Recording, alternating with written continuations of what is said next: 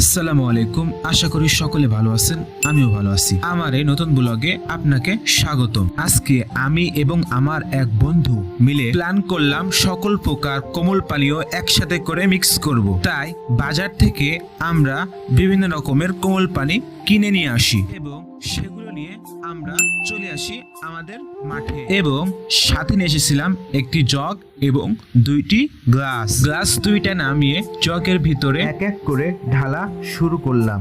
একটা একটা ঢালছি আর বিভিন্ন রকমের ফ্লেভারের সেন্ট বের হচ্ছে এবং কালারও পরিবর্তন হচ্ছে। আমার কাছে সব থেকে বেশি ভালো লাগছিল ড্রিঙ্কও। ওইটা মেশানোর পরে একটা ভিন্ন ধরনের স্বাদ পাওয়া যাচ্ছিল। সবগুলো মিক্স করা শেষে এক ভিন্ন ধরনের ফ্লেভার পাওয়া যাচ্ছিল, যেটা মোটেও ভালো ছিল না। তাই পরামর্শ থাকবে এইসব কাজ কেউ আর করবেন না। আজকের ব্লগটি এ পর্যন্ত। কি সকলে সুস্থ থাকবেন। আল্লাহ হাফেজ।